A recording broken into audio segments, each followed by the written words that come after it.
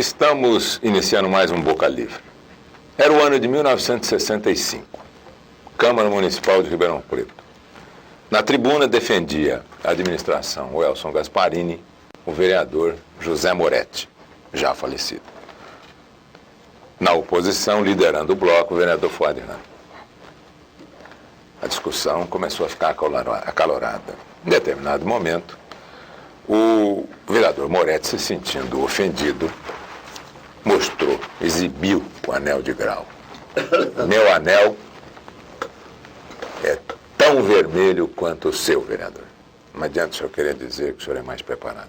Ele é vermelho também. E o vereador Fuad Ramos disse, é mais de vergonha.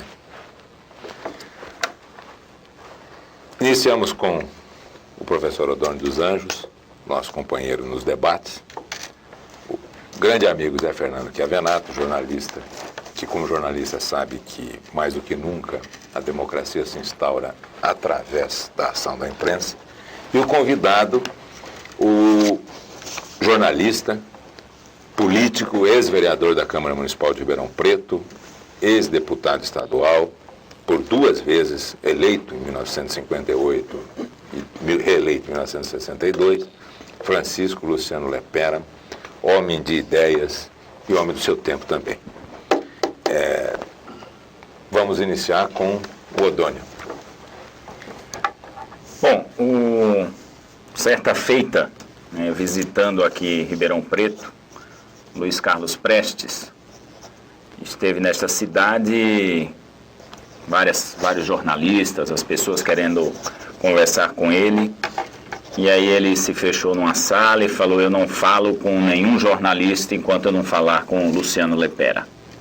Lepera, conta um pouco pra gente essa trajetória de homem de esquerda nesse país e principalmente a fase em que houve aí a cassação do seu mandato, na época, me parece em 62, um pouco antes até do próprio golpe militar. Nós estamos próximos agora da comemoração, ou sei lá, da lamentação do período do golpe militar, estamos próximos agora do 31 de março, ou 1º de abril, como alguns mais gostam. Fala um pouco para a gente a respeito disso. Eu começo aqui, estou satisfeito com o convite que me fizeram, só que eu vim muito gripado. Quando convidaram eu estava bom, mas eu sou sujeito à gripe, ela me prostra. Cheguei lá, os amigos foram lá me buscar, estavam numa cama, saí da cama e vim para cá. Essa que o dono acaba de dizer que Prestes teria falado, mas para mim é novidade, eu nunca ouvi falar. Política é comum, surgem certos comentários, né? Nunca, Prestes nunca diria isso, né? O pessoal fala, ele dá a impressão de coisa autoritário, né? Se existe não autoritário, foi o Luiz Carlos Prestes, o pessoal de comunista é autoritário, mentira. Então nunca, ele veio, eu nem fui, eu estava trabalhando, sempre mais preso ao trabalho, sabia que ele estava aí. Não tive nenhum contato, um contato na Câmara Municipal. Eu trabalhando, depois ele falou, não, tem que ir na Câmara, porque o Prestes está aí. Quem salvou foi até o jornalista, o já aparecido, o Antônio Carlos Santana. Então eu fui lá, Prestes em pé, com um outro, que sempre eu acompanho.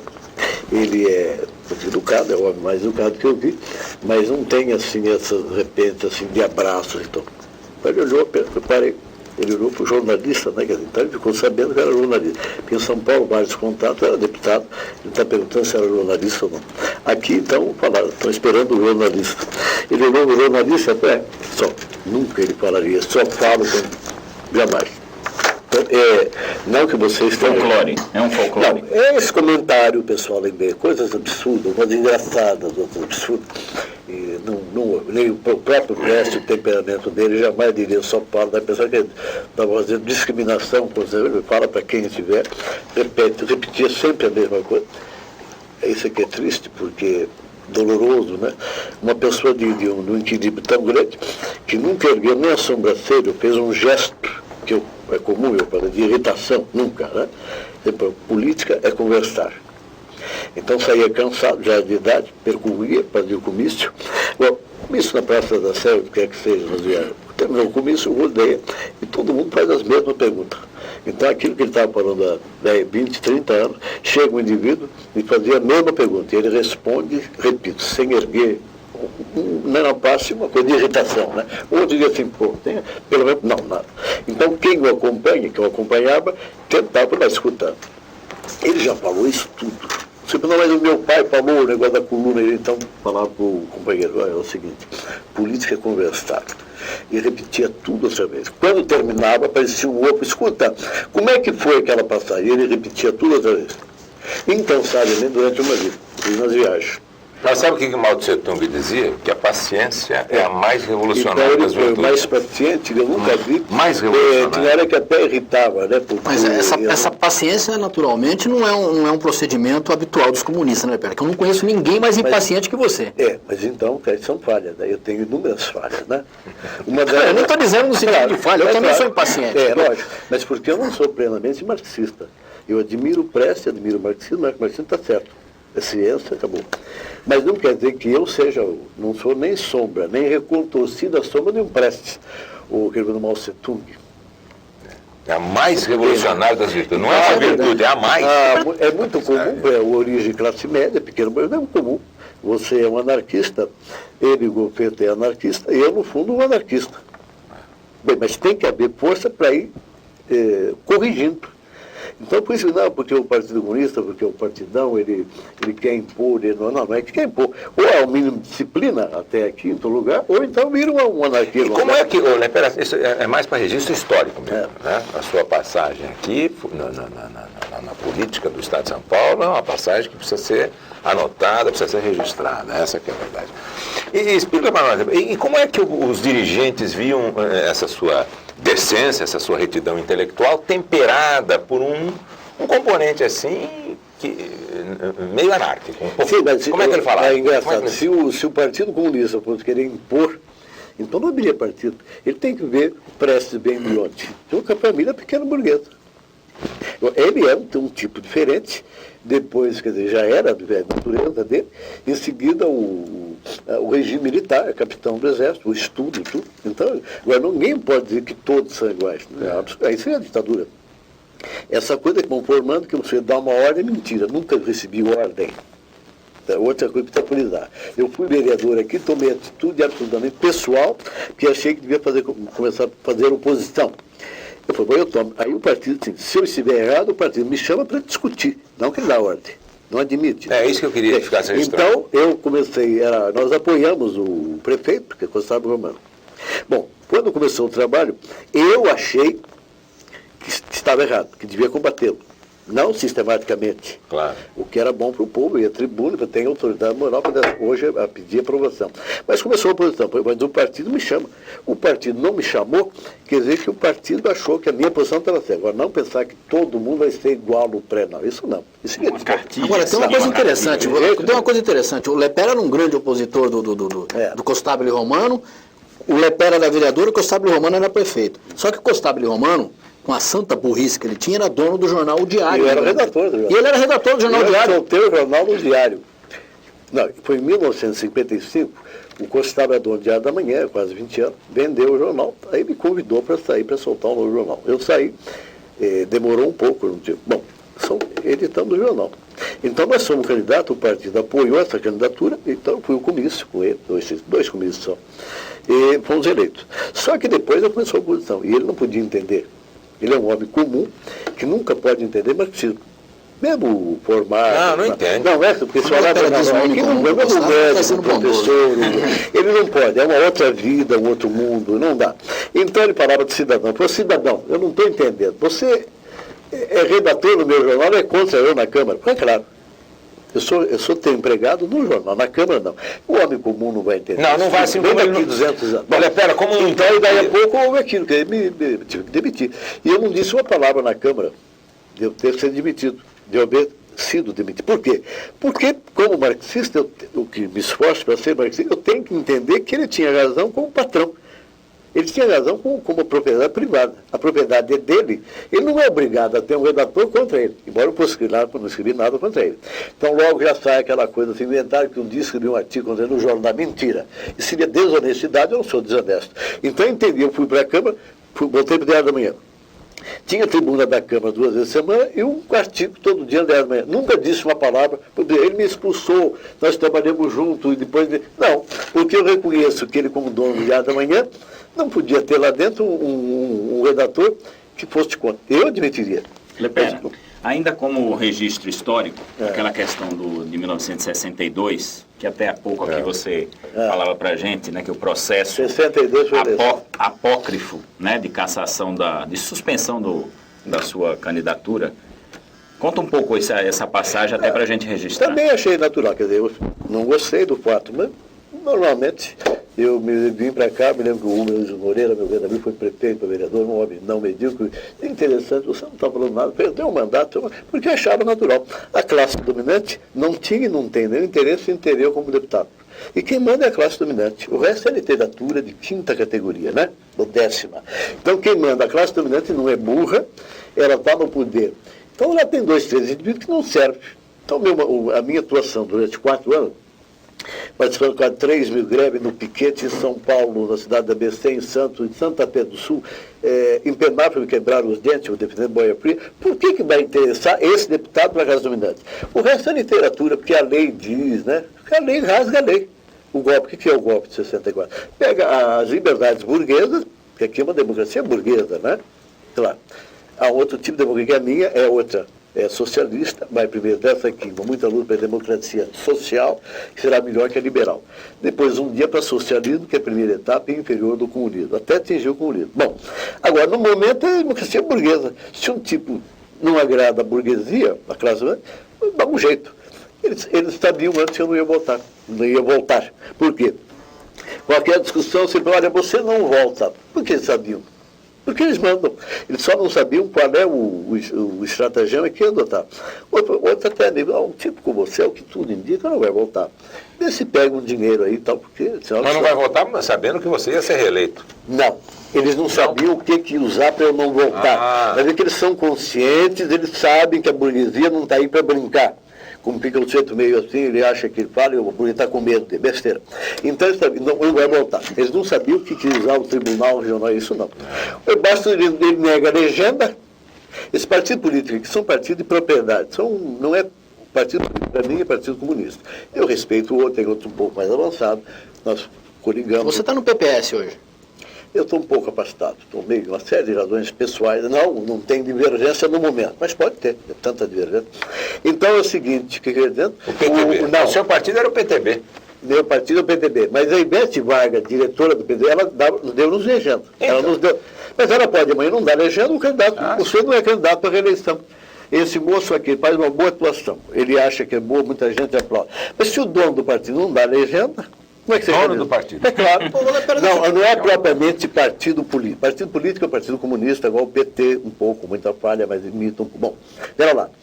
É um aglomerado, um grupo de pessoas que se unem num partido e defendem de interesse. Às vezes até, bom, de interesse nacional a gente apoia. Mas como partido político, eu fui candidato aqui pelo PTN, fui vereador. Eu não lembrava, foi bom, eu lembrei uma passagem que o Fernando Chiavenato, o sósia aqui de Alberto Carlos. Sósia, ele então fez uma entrevista feita comigo lá no jornal dele, no Tribuna Ribeirão. 4 páginas, perguntou isso tudo. Mas tem coisa que eu não falei, que eu esqueci. Aqui o PTN, por exemplo, de repente, o prefeito da PTN, um aumento da tarifa de água absurda. Eu ficou contra, eles me expulsaram. Eu fui expulso. No PTN. É claro. Eu nem liguei, porque saiu no jornal, não. Foi expulso. Eu não lembro um pouco. Devia discutir, né? Todo mundo discutiu, ele expulso, acabou. Ninguém discutiu. Porque depois de muito tempo, um dia eu perguntei, aquele negócio lá, eu fui expulso por quê? Falei, não, porque saiu no jornal. Foi expulso de acordo com o capítulo tal do... Regimento. O regimento, é o regulamento. Estatuto das bobagens. Eu falei, mas, depois de 5 anos, o que é? Eu falei, é o seguinte, tem um artigo lá, diz que expulsou que você não pagou o partido. Nunca ninguém cobrou, e ninguém cobrou. Eu dar dinheiro para o partido comunista. Olha, deixa eu te falar uma coisa. Eu como então, se ele não dá legenda, você não é candidato. Eu como como anarquista, eu seria um péssimo comunista. Mas eu convivi com um monte de... Não, a gente tem... melhor o anarquista que o conservador, que o reacionário. Lógico. O partido ia começar a tentar modificar você. Nós vamos voltar não no próximo não bloco, ditatorialmente, mas de aos poucos a gente tem essa coisa. Eu quero ter um repente, vamos dizer... A Calabresa, que era meu avô, o outro tem o repente na perna, nessa hora tem que ser Suíça. Vamos voltar no outro bloco, mas espere para ele deixar eu perguntar, que senão... Claro, o Lepera vai deixar perguntar, porque eu vou fazer uma provocação. Ele disse que é comunista. Eu acho que ele é um cristão que não tem coragem de assumir. Mas no próximo nós vamos voltar nisso. Volta o Boca Livre, que vai ao ar todas as quintas-feiras, às 22 horas, pelo canal Cidade, canal 20, e aos domingos, às 21 horas. Mas eu tinha falado que o Lepera, na minha opinião, é um cristão, que foi exatamente para impedir que o Zé Fernando fale. Isso foi uma forma. Mas eu vou deixar. Eu só queria fazer uma colocação para o Lepera do seguinte. Eu conheci grandes comunistas em Ribeirão Preto, o Irineu, que morreu recentemente, o Vanderlei Caixa, o próprio Luciano Lepera.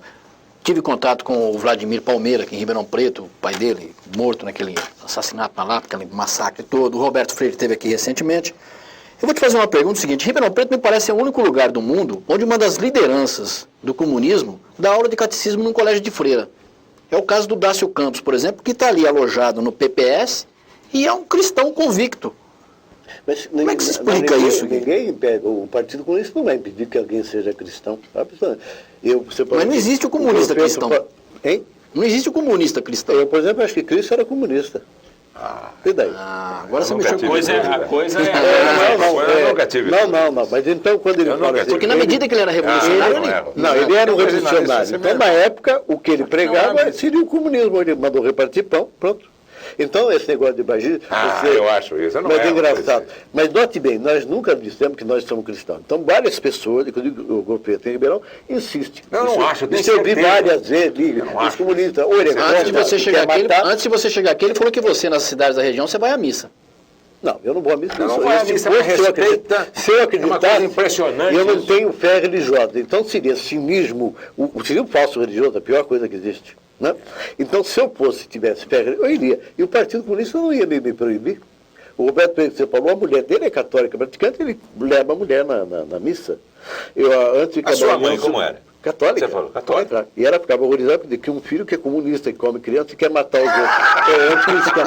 Então sofreu a vida toda. No final, como foi a mudança e surgiu a igreja progressista, então ela veio assim animar. O engraçado que o padre falou lá, na igreja, é muita coisa que você falava, é claro. É o padre que está falando. Não, mas espera lá, é ele a igreja progressista, que está se adaptando a nós, não é nós se adaptando a ele.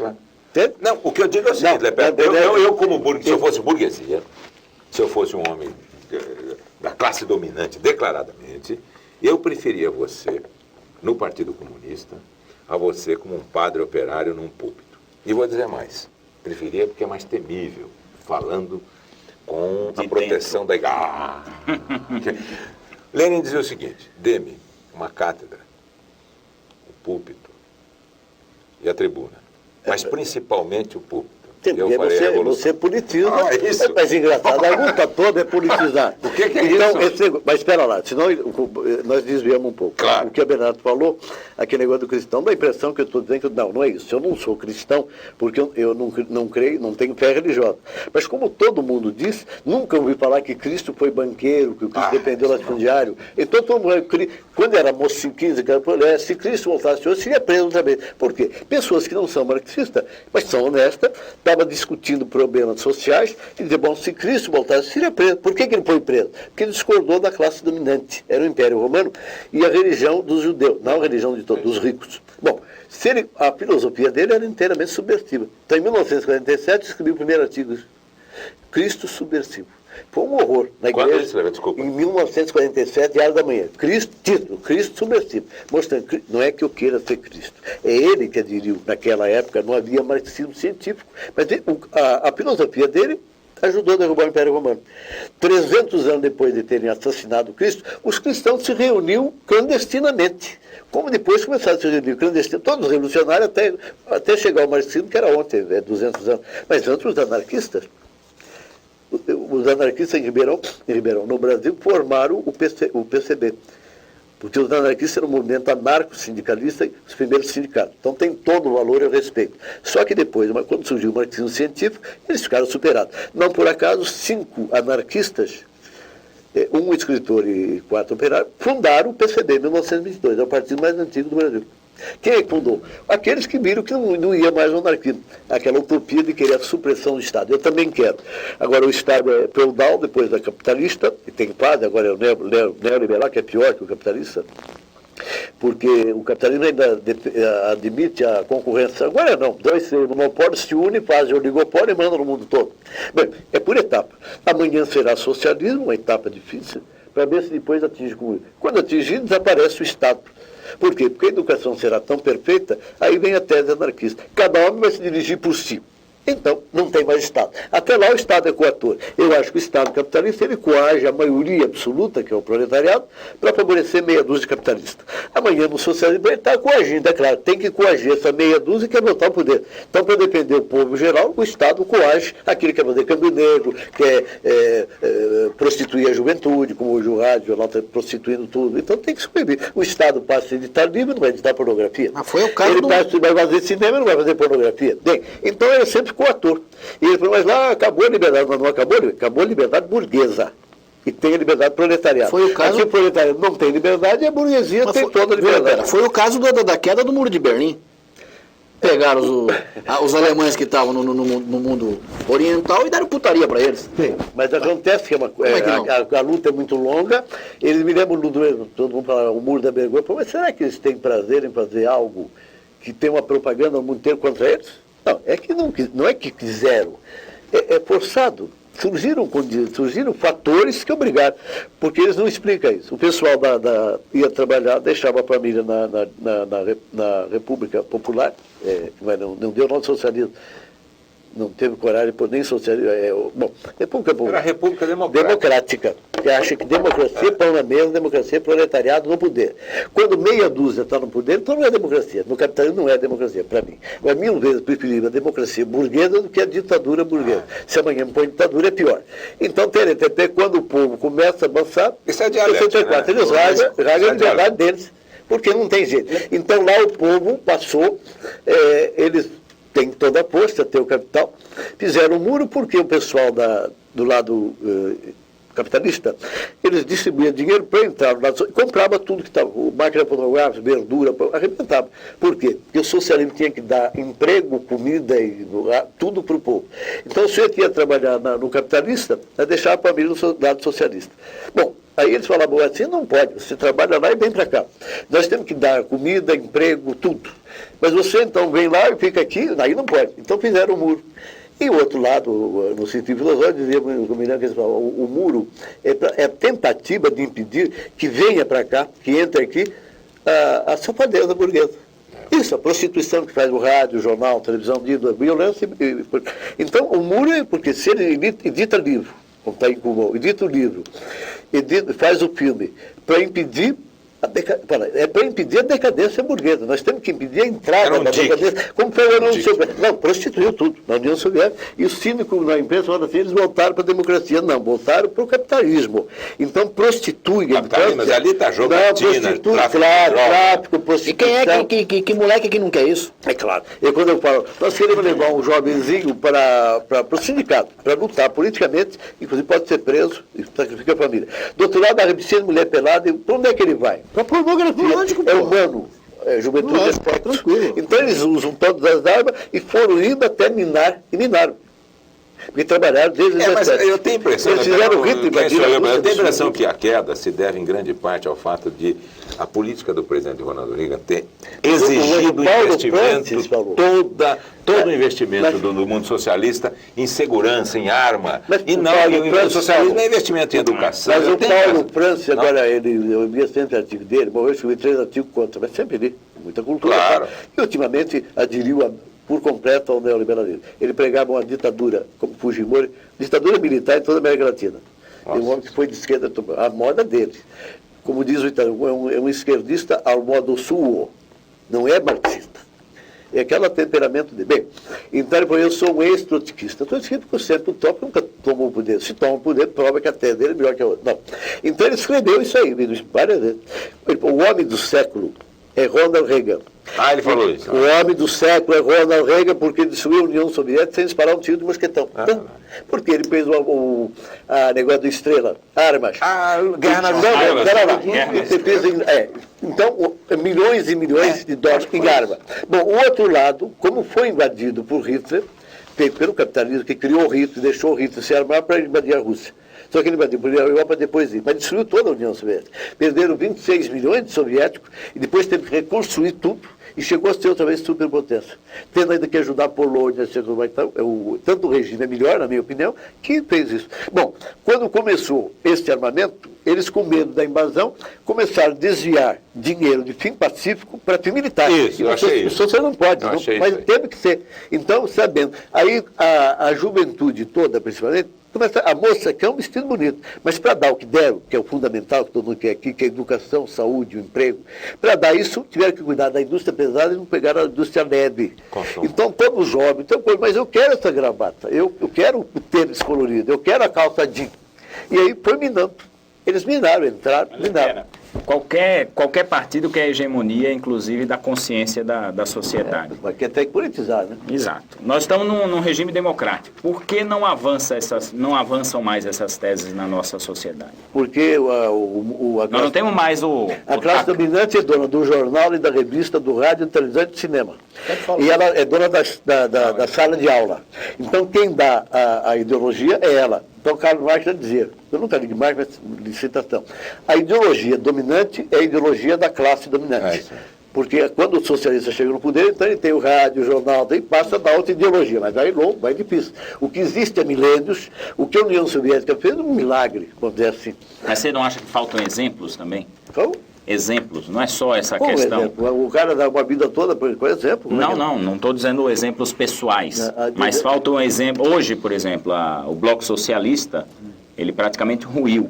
Para você levar essa mensagem sem um exemplo como uma bagagem para oferecer para a sociedade como um todo, não fica mais difícil? É difícil. Além dessa questão. Mas por que o capitalismo não tolera o socialismo? Porque tem que lutar. Se ele tem toda a arma na mão, agora apesar bem períodos democráticos. Nós estamos falando isso tudo hoje, o outro seria preso. Apesar de tudo isso, o comunismo sobrevive, Lepena? No Brasil sobrevive. Eu acho que as ideias toda pessoa de direita fala, acabou, não tem mais comunismo, não tem socialismo. Todo sujeito de esquerda, não, tem sim. Como é que não? Nós estamos falando. Lepena, tenha comigo que as ideias não morrem, como o fascismo não morreu, não, viu? Eu falo todo disso, de 200 vezes. O nazi-fascismo foi derrotado militarmente, ele está aí. Está aí. Eu vejo em Ribeirão Preto uma cidade dessa, que é conservadora, 2 vezes, as mocinhas do rapaz, votam a favor da pena de morte. Então, é fascismo. As ideias não morrem. Está vendo agora na Alemanha, está vendo na França, eles fazem desfile, nos Estados Unidos. Então, nós, está aí. É uma defesa, ele pode não querer capitalismo, mas é uma defesa do capitalismo. Claro. Então, eu repito, quando a democracia burguesa, sempre pior que a ditadura burguesa, quando ela permite debater, que com 64, o povo diz que vocês eram muito jovens, não viveram naquela época. Nunca, jamais havia tido um avanço tão grande no Brasil como naquela época. Eu de 50, Juscelino Kubitschek dentro do debate em São Paulo, eu tive sorte na Assembleia, os últimos 4 anos.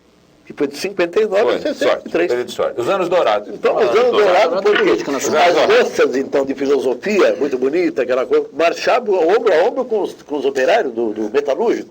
O metalúrgico, o maior sindicato, era o quartel-general de todas as greves. Eu não dava mais tempo, pessoalmente, mas 3 mil greves, eu tinha greve dia e noite, não dava tempo de ser bonito, eu fiquei sozinho lá, infelizmente. Bem, as moças, os rapazes da filosofia, a juventude, então assustou. Não é que o militar, a classe dominante ficou assustada e chegou a hora do golpe. Então o golpe não é despechado contra moinho de vento, é despechado com uma coisa muito concreta, que é o avanço, não para o socialismo, como muita gente pensava. Uns acham que não.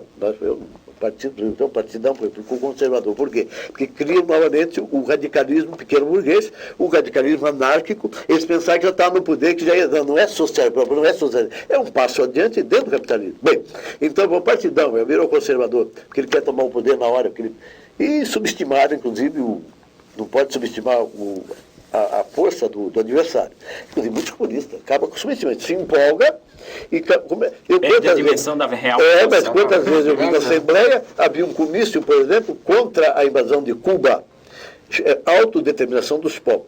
Então, no meu trabalho político, peguei e consegui 2, 3, 4 deputados conservadores e levei para lá.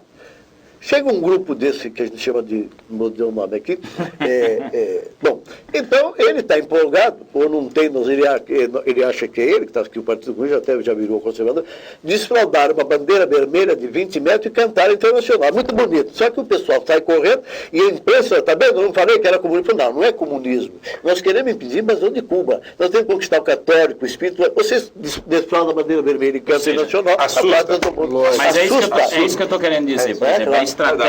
A estratégia para você conseguir... Hoje o mundo é muito mais complexo do que... Mas é difícil, sim. É muito mais complexo em termos de propaganda do que foi na época do Marx, por exemplo. Sim, é claro. Então, quer dizer... O capitalismo avança, né? E quando se tem oportunidade de ter espaço na mídia, por exemplo, para falar sobre essas questões, você não acha que o pessoal também fica meio acanhado? Por exemplo, Roberto Freire, candidato a presidente da República. É que agora mudou, eu não conversei, não fui lá na reunião. Ele tinha a oportunidade de falar muito a respeito disso daí. Mas acontece, e ficou mais uma coisa lá, assim, sabe? Então, eu sou, mas não sou. Não, é que a situação é tão difícil que ele tem muito... E não precisa ter medo de dizer que é comunista. Não é. Apenas deve ter cuidado, nós sempre tivemos, e eu tenho que sobriar o meu temperamento. Estou escrevendo outro dia que o Damasceno, meu amigo, o advogado, o Edson Damasceno. Então, 2 vezes tinha alguém na esquina da Única falando tanta besteira que eu estava me controlando. Eu tenho que ficar doente. Ele ao lado, bom, e eu me controlando. Mas é difícil você se controlar a vida toda, nunca dar um coice. Isso é Prestes. Eu não sou Prestes, né? Bem, aí mata a mulher dele, depois ele vai com Getúlio. Aí é duro. Não é que apoiar Getúlio, teve que apoiar a tese da democracia, porque o Getúlio estava no auge. Se o pessoal da UDEM, não pode ser. Bastava o Getúlio dizer uma palavra, botava a ditadura. Então teve que depender da democracia, muita gente não entende. Não é que ficou com o Getúlio. Dependeu da tese constituinte com Getúlio, que o outro lado dizia Getúlio não pode ser candidato. Não, ele é um brasileiro, não é mais ditador, ele mandou tropa para a Itália. Então ele tem direito. Porque se o Getúlio falar uma palavra contra, ditadura também. Então ele ficou... Não, mas tem que... Matou a mulher, não tem problema, é uma coisa particular. Naquele momento ele nunca gritou, aquele canalha, aquele sapato na praia. Aquele senhor, quando pergunta, o jornalista pergunta, aquele negócio da sua esposa matar, foi o seguinte. Aqueles senhores, de fato, fizeram e mandaram minha mulher para lá, porque na época a correlação de força permitia. Hoje a correlação não permitia. Pronto. Sem levantar a sobrancelha, nem fazer assim, nada disso. Você perguntaram para ele do Filinto Miller, se ele era um funcionário. Funcionário que matou gente, sabe que é um funcionário. Não é muita compreensão, não, muita frieza. Matou gente, mas ele é o seguinte, então eu te falei que uma ocasião, várias pessoas sempre tinham acompanhado. E eu me lembro que um deles, uma viagem aqui, várias cidades, tal, no Prestes, como sempre super controlado, sempre muito educado. Um camarada meu lá, que eu não me conhecia, pois sabe, meu companheiro, é o seguinte, eu sou materialista e jovem, a tarefa foi acompanhar a peça, eu estou acompanhando. Sabe que eu acho que ele é santo? Porque não é possível. Não tenho cara, é uma cruzada. Né? Imagina você, naquela época, é uma coisa, o que você tinha falado depois? Que eu perdi o fio da meada. Então, é o seguinte, é um controle que tem que ter. Então, o Edson Damasceno, vendo o que eu estava desesperado, quando terminou, o cara foi embora, o Edson foi embora comigo, o Edson Damasceno falou assim, como é difícil a Calábria querer ser suíça. Tem bem a informação de Calábria. Pera, você continua irritado com um cafezinho quando põe açúcar no teu café? Eu xingo. É falta de educação pôr açúcar na minha xícara. Não é educação, não. Ensinaram que a educação é falta de educação. Você imagina pôr açúcar no seu... Não põe. Aí... Pera, deixa eu colocar uma coisa. Você fez uma linha de raciocínio da seguinte forma. Nós estamos na democracia social... Não, nós estamos na democracia liberal. Liberal é o seguinte, você acha que nós devemos caminhar... Libera preço e arrocha salário. Então não sou favorável à democracia. Você acha que nós devemos... social é melhor que o Lula queria, que o Roberto Freire queria. Ele foi o Roberto Freire, mas o Roberto Freire está nesse momento agora, é isso que eu pedi o cuidado de não ser sectário. O nosso cuidado é não ser radical, não ser sectário. Porque é um mundo de coisa que até o Fernando Henrique pode ter razão. Então não pode, como o que é o Peloca, né? Tá. Não pode. O Peloca. Não pode. Mas pera lá, há um momento que nós temos que... Mas se o Prestes fez todo o sacrifício, como outros fizeram. O Stalin mataram o filho dele durante a guerra, prenderam. Não me lembro, eu não guardei, era menino, não tinha noção. Você troca o cabo por general? Não, mas sim, prenderam e falaram, e tinha um general lá preso, Dom Paulo. Ele falou, bom, então é o seguinte, você solta o nosso general, nós soltamos teu filho. Ele falou, não, mas não me consta que estadista troca general por... E mataram o filho dele. É duro, né? Ficou afastado um mês, nem aparecia, porque sofreu muito. Mas tem que ser, né? Porque se um é então é meu filho. Aí vai. Bom, o outro eu faço porque afinal eu vou quebrar o canal. Aí não é. Mas isso é uma questão de o mártir da Igreja Católica também morre pela fé. Eu acho muito parecido. Então eu acho isso aí. Então o comunismo é uma vertente eu acho que o comunismo nasceu do catolicismo. Bem, por isso é que tem um rapaz que é meu amigo lá. Não, o cristianismo tem uma outra vertente de onde nasce o protestantismo. O Pereira, contador. Que é o capitalismo. Mas não tem dúvida. O Sebastião Pereira, está sendo a única, tem 80 anos, não parece, é um negro, raça negra e tal. Ele, então, quando eu vou discutir, ele cita coisa de religião que eu não conheço. Ele falou, não, mas São Paulo já falava isso para os coríntios e tal. Não, a primeira frase que ele me deu... Eu não conheço, mas ele conhece. A primeira frase foi em 1962. Pegou, então. Esse eu dou o depoimento para encerrar esse bloco. Em 1962, na esquina da Única, chegando de São Paulo, eu tive um outro contato com o então deputado Luciano Lepera, e ele disse, mas no regime socialista, quem não trabalha não come. É lógico. Bom, mas só que isso é São Paulo aos Colossenses. Nós agradecemos a presença do nosso deputado Luciano Lepera e lamentamos que não podemos continuar, porque é o registro histórico para o futuro. De volta o Boca Livre, um programa que vai ao ar pelo canal Cidade, canal 20, todas as quintas-feiras, às 22 horas e domingos, às 21 horas. O Odônio. Bom, a nossa produção do Boca Livre está convidando todos vocês aí, nossos telespectadores, para participarem da campanha dos boletos do Hospital do Câncer de Ribeirão Preto. É um hospital beneficente, é mantido através do trabalho voluntário de médicos da cidade, são oncologistas, e mais de 50 pessoas também ajudam, pessoas que trabalham em diversas áreas. A campanha de boletos está sendo feita da seguinte maneira: basta você ligar para o telefone que está aparecendo aí na nossa tela e dizer para uma das nossas voluntárias o seu nome e o banco onde você deseja fazer a sua contribuição. São 3 pagamentos mensais de R$10, que irão ajudar no tratamento de mais de 650 pessoas. E elas são atendidas gratuitamente no Hospital do Câncer. Vale a pena contribuir, ajude-nos.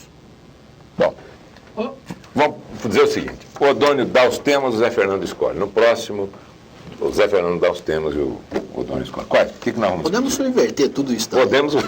Também o anarquista que o Zé a ordem dos tratores não altera o produto. Não, o Altemar Dutra que tinha essa história. Ele foi cantar uma vez num festival da TV Record, os caras falaram assim, aí ele tava para entrar no palco, o contra-regra chegou para ele e falou assim, Altemar, só que tem um porém, o Roberto Carlos vai ter que cantar primeiro, porque ele tem que gravar um outro negócio, então falou assim, não tem importância. A ordem dos cantores não altera pro Dutra. Não, eu assisti a palestra do Jacques Chirac, e ele veio todo galante, né, falando a respeito das parcerias da França com o Brasil e não sei o quê. E tive a oportunidade de sentar ao lado do presidente da Sadia. E aí eu comentando com ele a respeito dessa questão dos agronegócios, que na minha opinião o Brasil é uma das áreas que ele tem competitividade internacional, e ele falando a respeito justamente de como os países da Europa e Estados Unidos, Canadá, fazem barreiras aos produtos brasileiros, que é justamente barreiras sanitárias, estabelece cota, paga tarifa mais alta e tudo isso, principalmente em carne, açúcar, produtos ligados à agroindústria, nosso sapato, a soja, e é onde a gente tem eficiência. Ele levantou, né? Foi aberta a oportunidade para algumas pessoas fazerem perguntas ao presidente Jacques Chirac, e ele levantou e falou: presidente, eu gostei da exposição, acho que a parceria entre França e Brasil é super essencial, mas quando que vocês vão deixar de proteger os produtos agrícolas franceses? Especialmente carne, derivados de leite e produtos principalmente para alimentação de animais, tipo soja, milho e outras coisas. Ração. Aí o Jacques Chirac levantou e fez: não, precisamos mudar, mas assim como vocês têm os conservadores aqui, eu tenho os meus. Ou seja, não vai mudar coisa nenhuma. Então, na hora da globalização, eu acho que é hora do país começar a discutir o seguinte: ou o Brasil reganhou as portas. Exatamente. Eu escrevi um artigo que eu vou mandar para o Zé Fernando, se ele passar no conselho do editorial, que está chamando assim, a dança do bumbum. O Brasil, né, botou a mão no joelho. Vamos Carla Pérez, então. Não, botou a mão no joelho, deu uma baixadinha. Mas o Brasil, gostoso, balançando a bundinha. Aí abrimos para produtos que nós não temos competitividade e os que nós temos competitividade. O Brasil vive de 4, né, Pedro? Olha, o livro... países fortes vive de 4. Exatamente. Aliás, eu sempre digo isso. A globalização nada mais é do que o domínio dos países fortes em cima dos pequenos. E o Brasil é um país que não consegue se impor e botar respeito em nada. Exatamente. No dia 3 de março, caderno de economia, Madeleine Albright, que é do Departamento de Estado dos Estados Unidos, foi claro. Está ali no Estado de São Paulo, caderno de economia na capa. Ela diz assim, aspas, política de relações exteriores e política econômica boas são as políticas que criam emprego para os americanos. Olha lá, aspas. O Estadão deu um destaque. Boa é que cria emprego. Aí eu fui fazer uma conta. Por que o Bill Clinton foi reeleito?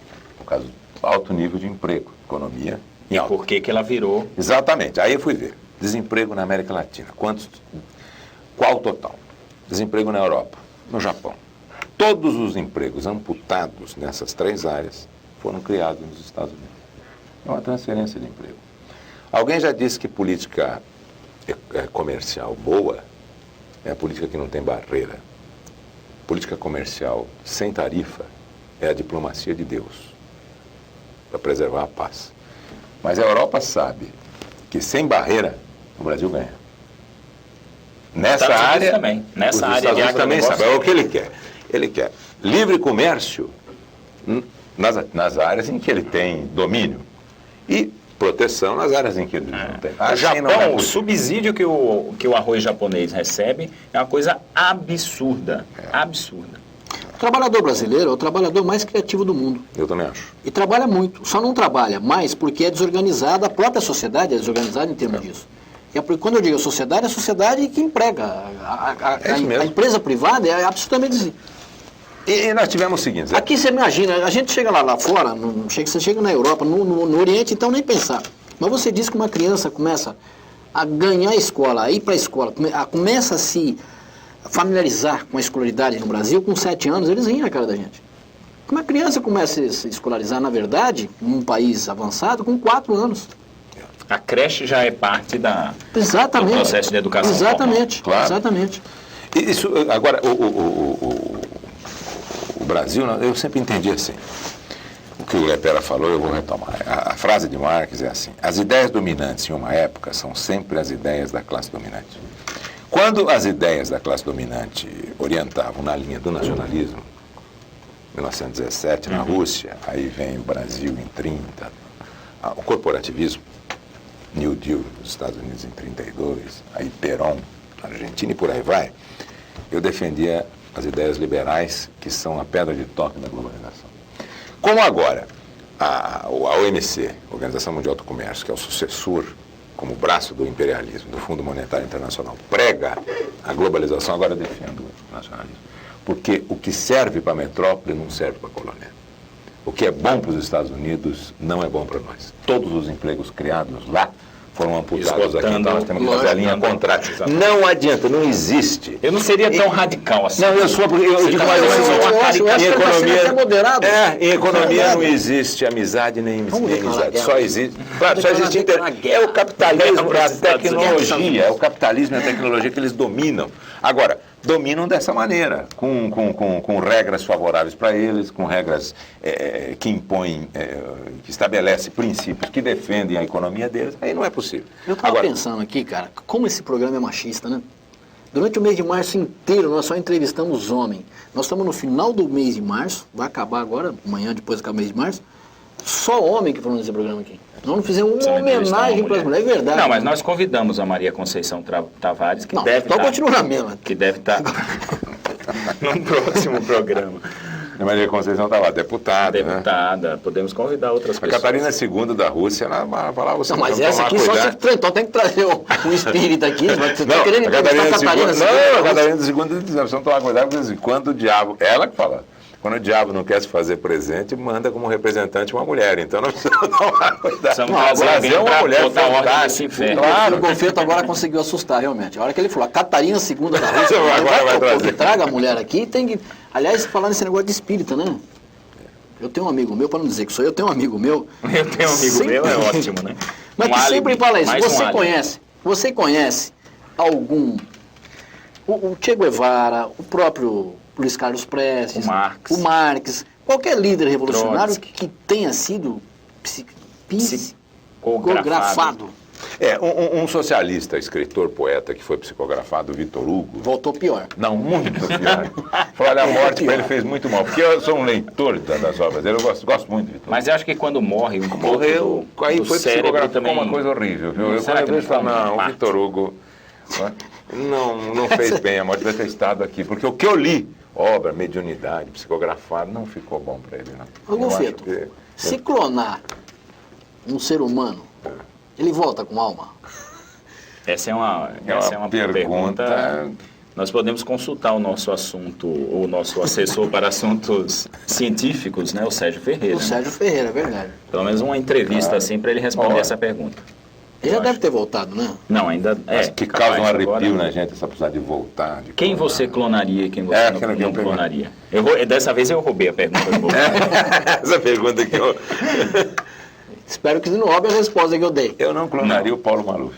O Maluf você não clonaria? Não, acho que é muito, né? Não? Não, eu não sei se fosse para mandar. Olha, eu tenho uma tese seguinte. Eu acho que o país é interessante. Para os Estados Unidos. Por exemplo. Quem sabe quebra lá, né? Lança títulos. Você imaginou? Porque nos precatórios, né? Então, um Maluf clonado como líder revolucionário em Cuba de Fidel Castro. Ele com uma enxada na mão, liderando o movimento sem terra aqui na Anhanguera, margem da Anhanguera. Numa marcha até a China. Porque eu falo. Quem você não clonaria? Quem eu não clonaria? Eu acho que Maluf eu não clonaria. Quem você não clonaria? Putz, tem um monte de gente que eu não clonaria. Você deveria escolher só um. Só um que eu não clonaria? Olha, eu não clonaria o Zagallo. O Zagallo. Eu acho que aqui no Brasil a paixão nacional é o futebol. E ele está destruído. E o povo não consegue se criar uma insurreição em cima do futebol. Vocês põem o Zagallo para ser técnico. Eu não clonaria o Zagallo, não. Mas eu não clonaria, eu tenho uma tese seguinte. Quem merece ser clonado, a humanidade não merece de volta. E muita gente que pode ser clonada não merece viver uma vida. Eu acho uma bobagem muito... Eu acho que, em termos científicos, um avanço muito grande, eu acho só a favor da pesquisa científica. Mas eu acho que ninguém vai clonar o ser humano. Eu acho que já deve ter estudo nesse sentido aí. Não, estudo tem, a possibilidade... Mas eu acho que consegue fazer assim. Agora ninguém Eu cresci na minha juventude de Ribeirão Preto, de Vila Tibério, eu cresci... Um barbeiro da Vila Tibério até hoje, seu Egídio, ele mal acredita que o homem tenha baixado na Lua. Ali inventaram, né? Não, ele não acredita que a Terra... Não, se a Terra girasse, minha casa passaria aqui. Ele fala assim, quer dizer, isso... Não, tinha um caseiro, eu morei em Jabuticabal e tinha um caseiro que aí o meu amigo queria falar com ele nunca tinha falado no telefone. Aí ele pegou o telefone assim, aí eu falei, ele tá querendo falar com o senhor. E eu não sabia que ele não conhecia o telefone. Eu falei, mas como? Ele tá aí dentro? E uma coisa pega o telefone e ainda tem aí esse homem se assustou com o telefone. Nossa. Imagina você pegar um Grambel hoje, pegar um celular e dar para ele. O Grambel. Aliás, falando em telefone, eu vi cursos de fonoaudiologia. É para formar telefonistas? Não, estou perguntando. Eu não sei. Essa vai na sua... Vai lápide, como é que você falou? A Organização Mundial de Saúde estipula que para cada grupo de 2 mil, eu não lembro se é 2 ou 3 mil, não quero falar besteira, 2 ou 3 mil habitantes, tenha um dentista. Ribeirão Preto tem um dentista para cada grupo de 400 e pouco. Eu vi que tem 200 habitantes e um médico em Ribeirão Preto. É um negócio fantástico. Não está tendo emprego. Você sabe outra coisa que a gente podia fazer? Eu gostaria até de fazer esse debate. A gente está fazendo agora, próximo do meio do ano, já quase 3 anos de Plano Real. Julho de 94. 1º de julho de 94. A gente podia fazer uma avaliação com alguns indicadores. O homem dos nossos números, o Bolfeto, podia trazer alguma coisa para a gente dar uma... Podemos. Vocês, como fazer são uma avaliação. E vocês, como são chegados, vocês, como são fazer. chegados, são íntimos, vocês poderiam convidar o FHC. Isso vale como observação ou uma provocação? Não é uma provocação.